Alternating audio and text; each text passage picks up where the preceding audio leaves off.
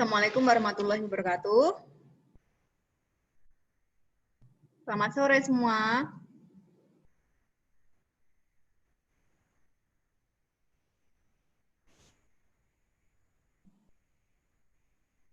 Assalamualaikum warahmatullahi wabarakatuh.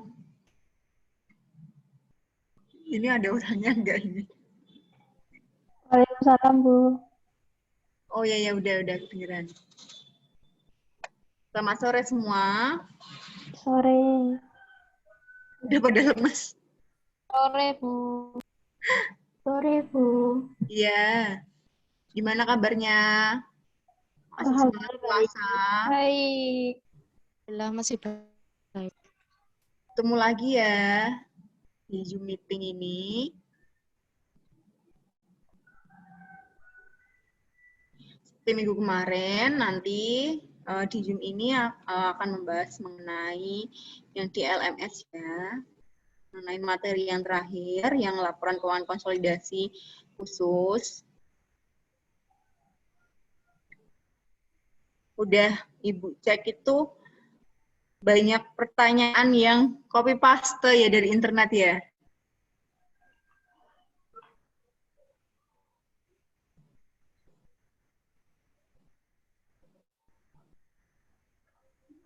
Ini ada banyak sekali pertanyaan dan jawaban ini. Kebanyakan ini pada copy paste nih. Nanti kita bahas satu persatu ya. Langsung saja. Kita bahas mulai yang pertama. Itu ada Mbak Nanda Reza Armawati. Nah, Mbak Nanda itu dalam video LMS disebutkan ada beberapa manfaat laporan keuangan konsolidasi. Biasanya jika ada manfaat, pasti juga ada keterbatasan atau kerugian. Yang saya tanyakan, apa keterbatasan dari laporan keuangan konsolidasi? Terima kasih. Ini ada Mbak Indah Setiani yang mencoba menjawab. Ini ada keterbatasan laporan keuangan konsolidasi. Itu ada kinerja keuangan, ada rasio keuangan, ketidaktepatan penyusunan rekening akuntansi, catatan laporan. Ini kayaknya udah pernah ditanyakan di minggu kemarin ya. Ini pertanyaannya udah pernah ditanyakan di minggu kemarin dan ini jawabannya juga sama persis. Jawabannya sama persis di minggu kemarin. Ya, keterbatasannya itu ya, keterbatasannya ada di kinerja keuangan anggota perusahaan itu yang kurang baik akan tertutupi sehingga hasil yang disajikan kurang nyata. Terus rasio keuangan tidak mencerminkan rasio keuangan perusahaan secara individual. Jadi ada yang dimanipulasi di situ, di rasio keuangannya. Terus ketidaktepatan penyusunan rekening akuntansi seluruh perusahaan dan catatan atas laporan keuangan perusahaan individu kurang lengkap. Nah, biasanya itu kekurangannya untuk menutupi dari kekurangan perusahaan anak biasanya itu terdapat catatan yang tidak lengkap. Terima kasih Mbak Nanda dan Mbak Indah. Kemudian ada Mbak Ines ini menambahkan juga tadi pertanyaan dari Mbak Nanda. Tidak semua saldo laba konsolidasi tersedia untuk dividen induk perusahaan. Nah, saldo labanya itu semuanya tidak dijabarkan. Kemudian karena rasio keuangan berdasarkan laporan keuangan konsolidasian dihitung berdasarkan informasi gabungan.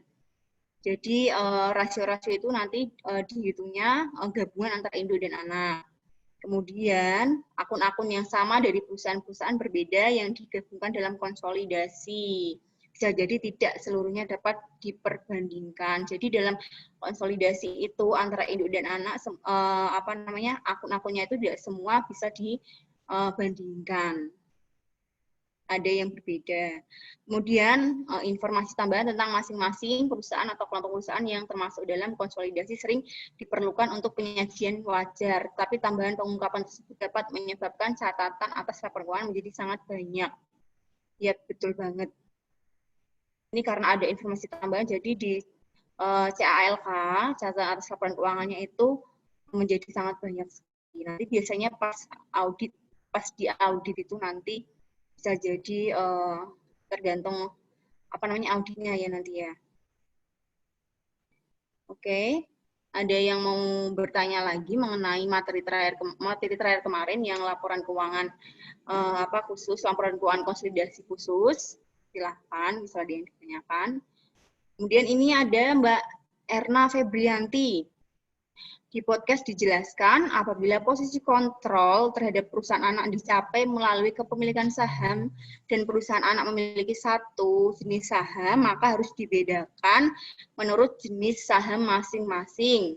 Mengapa pemegang saham harus memisahkan antara saham satu dengan saham yang lainnya?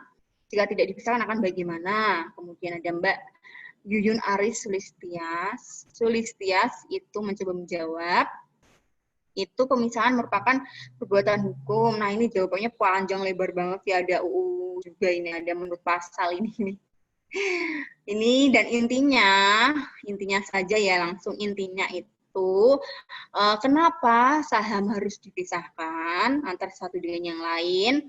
Itu karena untuk meminimalisir atau mengurangi resiko yang ada. Contohnya harga saham jatuh atau misalnya kerugian. Jadi perusahaan tidak mendapatkan laba, sehingga kan jika saham dipisahkan nanti itu lebih bisa mengontrol, lebih tahu, istilahnya lebih bisa mengetahuinya itu secara gampang kalau dipisahkan. Intinya itu untuk mengurangi resiko, meminimalisir resiko antara saham satu dengan yang lainnya. Kemudian ada Mbak Niken Lilis Muryanti, itu apabila dalam pertengahan jalan dari salah satu anak perusahaan untuk mengundurkan diri dari konsolidasi, apakah bisa? Kalau bisanya itu bisa, cuman kan sudah ada perjanjian awal. Nah, dalam perjanjian tersebut pastinya nanti sesuai dengan perjanjian yang ada, apakah nanti terdapat sanksi atau bagaimana, tergantung dari kedua belah pihak antara induk dan anak. Kalau mau mengundurkan diri bisa saja, tapi nanti tergantung dengan isi perjanjian yang sudah ada. Nah, ini ada Mbak Mai Puspitasari yang mencoba menjawab, itu jawabannya tidak bisa, karena saat melakukan konsolidasi pasti sudah ada perjanjian, dan apabila memutus di tengah jalan akan terkena sanksi. Ini jawabannya Mbak Mai. Kemudian ada Mbak Pranita yang mencoba menambahkan, keluarnya salah satu sekutu dari persekutuan menyebabkan pembayaran lebih besar dari modal yang dimiliki sekutu yang mengundurkan diri. Kemudian lebih kecil dari modal yang dimiliki sekutu yang mengundurkan diri. Sebenarnya tuh kalau mengundurkan diri itu bisa saja, cuman yaitu nanti bisa terkena sanksi sesuai dengan perjanjian yang ada. Intinya sesuai dengan, bisa tidaknya itu sesuai dengan perjanjian yang sudah dilakukan di awal antara perusahaan induk dan perusahaan anak. Bisa jadi bisa enggak, tergantung sesuai dengan perjanjian yang ada antara kedua perusahaan. Kemudian ada lagi ini Mbak Elin Septianisa. Bentar. Ada Mbak Nurul ya, ada Mbak Nurul Novitasari itu maaf mau tanya, agar laporan konsolidasi dapat menyajikan informasi keuangan dari kelompok perusahaan tersebut sebagai satu kesatuan ekonomi, maka apa yang perlu dilakukan perusahaan tersebut? Ini pertanyaannya maksudnya agar laporan konsolidasi dapat menyajikan informasi keuangan dari kelompok perusahaan tersebut. Nah, ini ada Mbak Elin Septianisa yang mencoba menjawab. Di sini itu intinya itu ada langkah-langkah yang perlu dilakukan, di mana itu transaksi dan saldo resiprokal antara induk perusahaan dan anak perusahaan harus dieliminasi. Kemudian keuntungan dan kerugian yang belum direalisasi yang timbul dari transaksi antara bank dan anak perusahaan harus dieliminasi. Untuk tujuan konsolidasi, tanggal laporan keuangan anak perusahaan pada dasarnya harus sama dengan tanggal laporan keuangan bank. Laporan keuangan konsolidasi disusun dengan menggunakan kebijakan akuntansi yang sama untuk transaksi. Ini kemudian ada terima kasih tadi buat Mbak Nurul dan Mbak Elin. Kemudian ada lagi Mas Janudri. Laporan keuangan konsolidasi itu diharapkan tidak boleh menyesatkan pihak yang berkepentingan Bagaimana cara menilainya? Nah, ini ada Mbak Kalinda yang coba menjelaskan ya. Ini penjelasannya banyak sekali.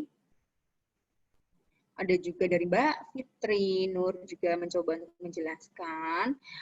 Langsung ke intinya saja ya. Itu gimana cara menilainya agar laporan keuangan konsolidasi itu tidak menyesatkan. Nah, ini pastinya di awal penyajian laporan keuangan itu nanti sebelum dilaporkan ke internal atau eksternal itu nanti audit terlebih dahulu. Nah, jadi sehingga nanti dengan adanya audit itu bisa mengetahui, kan pasti nanti ada di audit itu ada keterangannya wajar pengecualian atau apa. Nah, itu misalnya setelah di audit itu pastinya sudah dengan adanya hasil audit yang misal wajar tanpa pengecualian, berarti laporan keuangan tersebut itu sudah benar-benar diaudit dan hasilnya bisa dipertanggungjawab.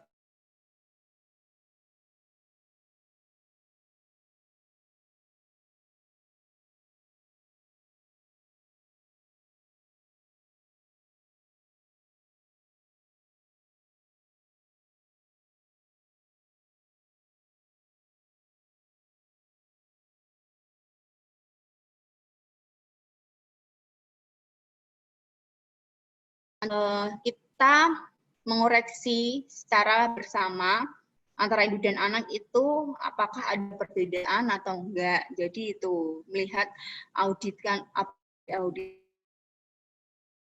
anak secara bersamaan. Nah, sampai di sini masih ada yang ditanyakan atau kita lanjut?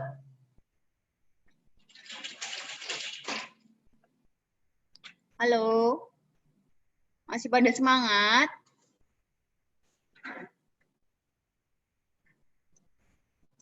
Ada yang mau ditanyakan?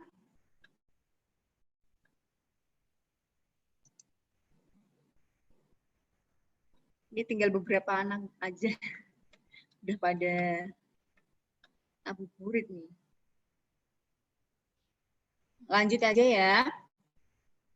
Itu ada Mbak Evanti, di mana di laporan konsolidasi masalah khusus disebutkan permasalahan yang timbul salah satunya kepemilikan obligasi antar perusahaan yang berafiliasi.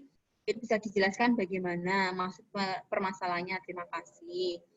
Nah, di sini dari Mbak Evanti, itu permasalahan obligasi antar perusahaan yang berafiliasi itu terjadi dalam laporan konsolidasi hutang-hutang antar perusahaan-perusahaan yang berafiliasi itu akibat terjadinya pemilikan surat hutang obligasi atas transaksi jual beli baik berupa dagangan, jasa-jasa maupun fasilitas produksi lainnya. Tuh, ini banyak yang ada juga. Ini yang pada masih itu temannya bisa diberitahu ya, ada ya.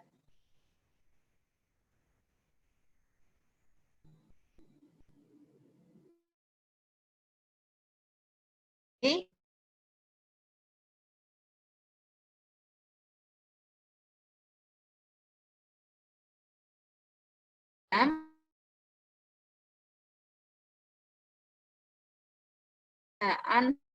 Perusahaan menjual sahamnya pada pihak ketiga dan apakah akan berpengaruh hidup perusahaan. Terima kasih.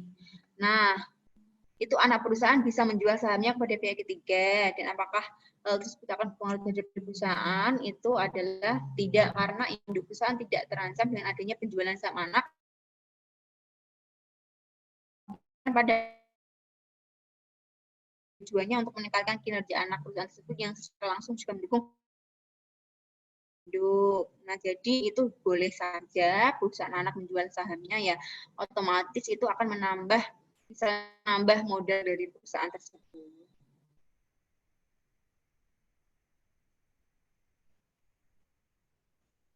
Oke, kemudian di sini ada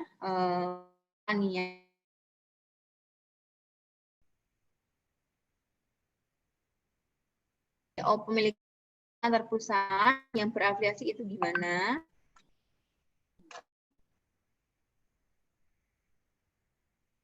Belum pada kasih link ya, Mas? Iya, ini pada minta linknya ya.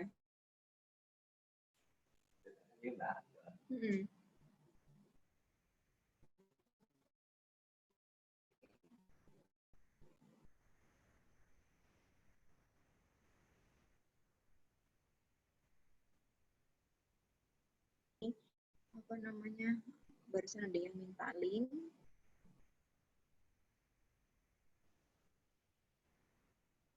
Oke. Kita lanjut ya.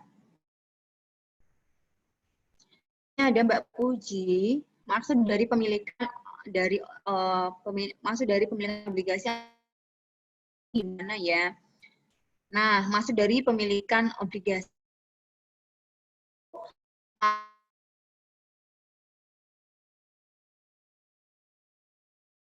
menerbitkan obligasi dan menjualnya, di mana sebagai alternatif mendapatkan dana dari pihak eksternal atau dari afiliasinya, maka terjadi pemilikan obligasi antar perusahaan afiliasi. Jadi dengan adanya pemilikan obligasi antar perusahaan yang berafiliasi itu untuk istilahnya menambah dana untuk modal perusahaan, itu dari pihak eksternal tentunya. Kemudian ada Mbak Fani Setia Pratama, dalam hubungan afiliasi antar perusahaan induk. Mana?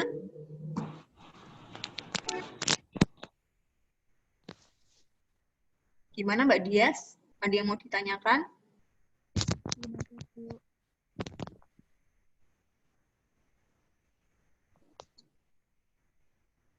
Oke. Lanjut ya. Ini salah satu manfaat laporan keuangan konsolidasi disebutkan untuk kepentingan jangka panjang. Efek anak perusahaan terhadap induk bisa dijelaskan contohnya yang bagaimana. Nah, dalam jangka panjang ini laporan keuangan konsolidasi adalah laporan gabungan antara perusahaan induk dan anak, atau bisa dikatakan perusahaan pusat dan perusahaan cabang. Nah, laporan keuangan konsolidasi dapat dilihat dari berbagai segi pandangan ya. Pandangan yang paling umum itu adalah dari kepemilikan saham yang ditanamkan investor. Semakin tinggi saham yang diinvestasikan di perusahaan anak itu, maka semakin leluasa kuasa terhadap perusahaan anak tersebut. Jadi semakin kita misalnya perusahaan A itu memiliki saham yang besar terhadap perusahaan B, istilahnya memiliki saham lebih dari 50%, itu maka kekuasaan dari perusahaan A itu semakin besar. Itu.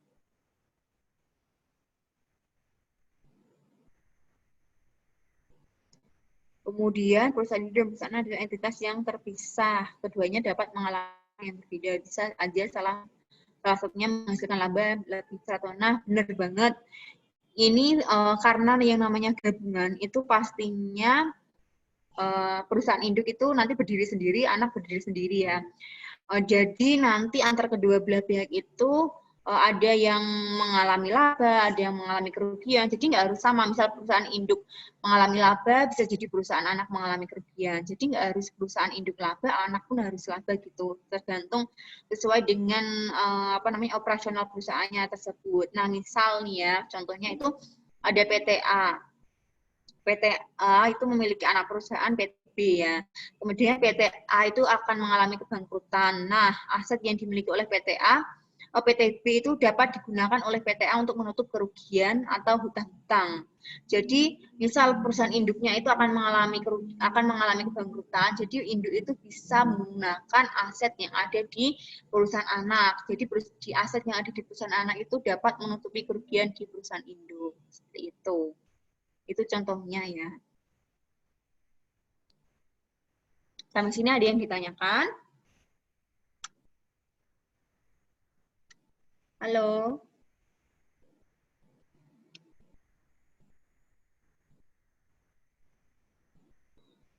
Ini pada ngabuburit semua. Sampai jam berapa? Jam 5. Sampai jam 5. Amasnya nanti. Oke. Berarti sebelum itu harus ya. Oh, iya. Ini nanti sampai jam 5. Halo? Oh, lanjut ya. Ini ada pertanyaan lagi. Langkah atau proses pembuatan laporan keuangan konsolidasi itu bagaimana? Nah, di sini langkah-langkahnya ada beberapa langkah ya.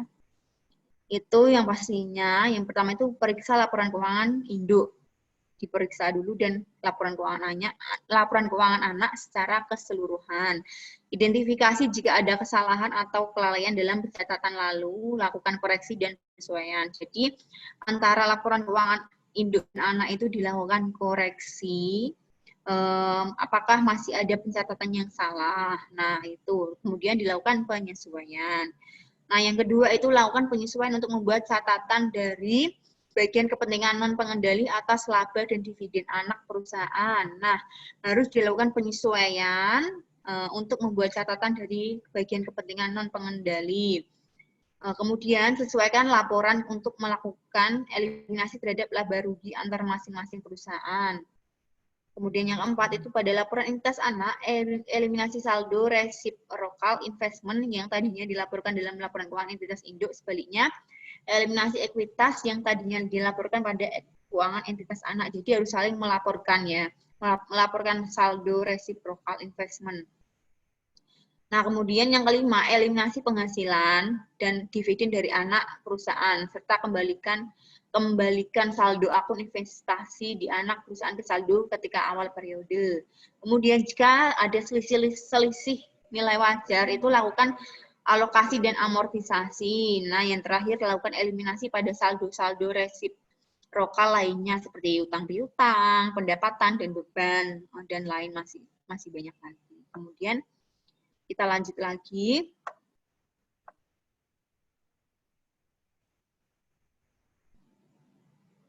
Masih pada semangat?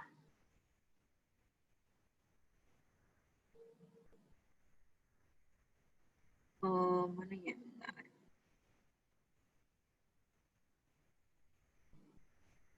Ini sudah selesai.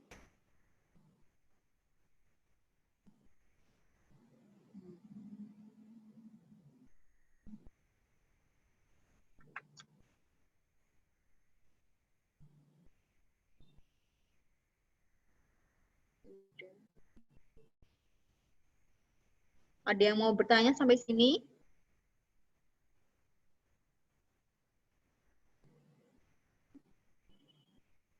Nanti setelah setelah UTS itu ya siap-siap kita berhitung ya. Ini kan yang sebelum UTS masih teori-teori.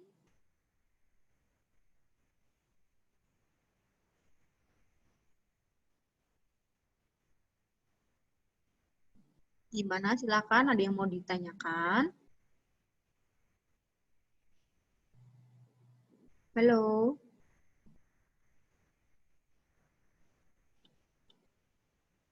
Oke. Itu udah kita bahas semua yang ada di LMS. Misal sampai sini nggak ditanyakan, Ibu akhiri sampai di sini ya. Terima kasih yang sudah bergabung. Semangat puasanya, jaga kesehatan selalu. Terima kasih atas waktunya. Assalamualaikum warahmatullahi wabarakatuh. Waalaikumsalam warahmatullahi wabarakatuh.